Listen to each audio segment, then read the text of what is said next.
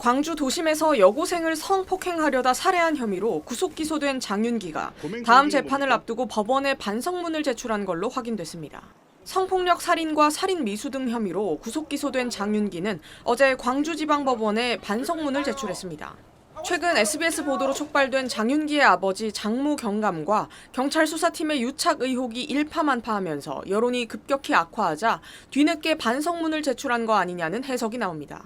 앞서 장윤기는 첫 공판 전에 제출한 자필 의견서를 통해 피해자와 유족에 대한 사죄보다 수용 생활 중 자격증 취득 계획 등 자신의 앞날을 언급해 거센 공분을 산 바 있습니다. 이를 두고 피해자 이채원 양 측 법률 대리인은 지난달 22일 첫 공판에서 장 씨의 자필 의견서를 언급하며 피해자의 시간은 16살에서 영원히 멈췄는데 장윤기는 이 순간에도 자신의 미래를 계획하고 있다며 장윤기의 반성 없는 태도를 비판했습니다. 형사재판에서 진정한 반성 없는 피고인의 기계적 반성문 제출이 감형을 위한 형식적 절차가 되어왔다는 지적은 계속되었습니다.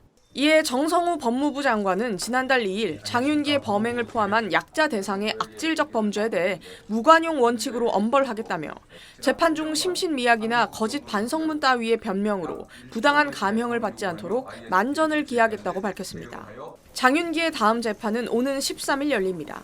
장윤기는 지난 5월 5일 새벽 0시 10분쯤 광주 광산구 월계동 한 도로에서 귀가하던 16살 이채원 양을 성폭행하려다 이 양이 저항하자 흉기로 살해하고 이를 제지하던 17살 A군도 살해하려다 미수에 그친 혐의로 재판에 넘겨졌습니다. SBS 이현영입니다. 증거인멸 혐의 인정하십니까? 말씀 있으신가요? 오늘 오전 11시 광주지방법원에서 여고생 살해범 장윤기 사건의 수사팀장 A 경감에 대한 구속 전 피의자 신문이 열렸습니다. 앞서 경찰은 그제 A 경감을 증거인멸 혐의로 긴급 체포한 뒤 특별수사팀을 꾸리고 구속영장을 신청했습니다. A 경감은 장윤기의 차량을 압수수색하는 과정에서 성범죄를 위한 도구로 의심되는 케이블 타이를 발견하고도 이를 확보하지 않고 차량 내부 수색 장면을 촬영한 영상도 후배 경찰에게 삭제하라고 지시한 혐의를 받습니다. 당시 수사팀원이 케이블 타이를 발견했는데 A 경감이 그냥 두라고 지시했다고 경찰에 진술한 걸로 SBS 취재 결과 확인됐습니다. 또 해당 케이블 타이는 검찰이 확보해 보관 중인 걸로 파악됐습니다.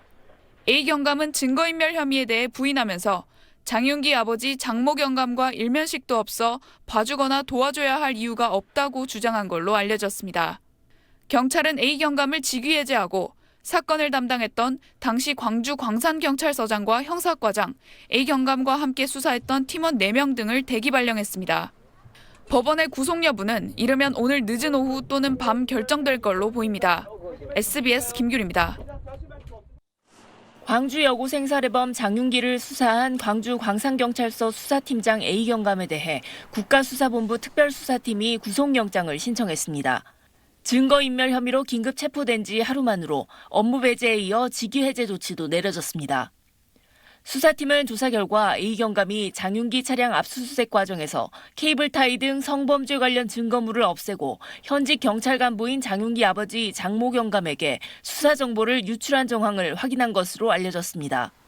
A 경감 측은 경찰 조사에서 증거를 없앨 이유나 동기가 없다며 대부분 혐의를 부인한 것으로 전해졌습니다. 경찰은 장윤기 아버지 장 경감의 증거인멸 정황에 대한 징계 가능성도 내비쳤습니다. 경찰청은 언론 공지를 통해 형법상 친족 특례 규정에 따라 증거인멸을 처벌할 수 없더라도 다른 법령에 따라 징계 조치한다고 설명했습니다. 장 경감이 아들의 리얼돌, 휴대전화를 없애고도 아버지란 이유로 처벌을 피해 도마에 오르자 징계가 가능하다는 점을 밝힌 겁니다. 또 수사정보 유출자는 즉각 수사 의뢰하는 등 강도 높게 조치하고 경찰관 사이 가족 사건 관련 문의를 주고받는 행위 자체를 엄금하고 있다고 강조했습니다. 끼리끼리 봐주기 같은 것은 제도적으로 차단돼 있다라고 얘기는 하지만 내부 동료를 지극히 감싸려고 하는 외관은 분명한 것이기 때문에 실효적으로 작동 못했다. 경찰은 당시 광산경찰서장, 형사과장, 수사팀원 등 6명, 장윤기 아버지 장경감을 대기 발령했습니다. SBS 김하영입니다. 검찰 수사관들이 이른 아침부터 광주 광산경찰서에 들이닥쳤습니다. 광주지검이 여고생 살해범 장윤기 사건을 수사한 경찰 수사팀에 대한 첫 압수수색에 나선 겁니다.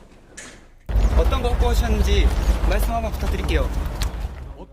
검찰은 앞서 경찰이 신병을 확보한 장윤기 사건 수사팀장 A 경감과 함께 같은 수사팀 소속 B 수사관도 공무상 비밀 누설과 증거인멸 등 혐의로 입건하고 A 경감 거주지와 광산서 형사과, 여성청소년과 사무실 등을 압수수색했습니다. 수사 당시 형사과장의 현재 근무지를 비롯해 광산경찰서장 사무실까지 압수수색 대상에 포함한 검찰은 경찰의 윗선 관여 여부도 살펴볼 계획입니다. 검찰은 우선 현직 광주 지역 경찰 간부인 장윤기 아버지 장모 경감과 수사팀의 유착 의혹에 수사 초점을 맞출 걸로 보입니다. 앞서 경찰 수사팀은 지난 5월 5일 여고생 살해 사건 발생 직후 장 경감에게 아들 장윤기 주소와 비밀번호를 알려줬고 장 경감은 장윤기 거주지에서 성범죄 입증 핵심 증거물인 리얼돌 2개를 직접 수거해 폐기한 걸로 파악됐습니다. 또 수사팀이 장 경감에게 장윤기에 대한 구속영장 신청 예정 사실과 영장 내용을 공유하는 등 수사 기밀 사항을 알렸다는 의혹도 제기됐습니다. 이외에도 리얼돌의 DNA 감식 보고서를 국과수에서 받고도 송치하지 않고 있다가 최근 존재가 드러나자 검찰에 보내는가 하면 장윤기 차량 수색 과정에서 납치 성범죄 범행 도구로 추정되는 케이블 타이가 찍힌 동영상을 A 경감이 최근에 부하 직원에게 삭제하라고 지시한 사실도 새롭게 드러났습니다.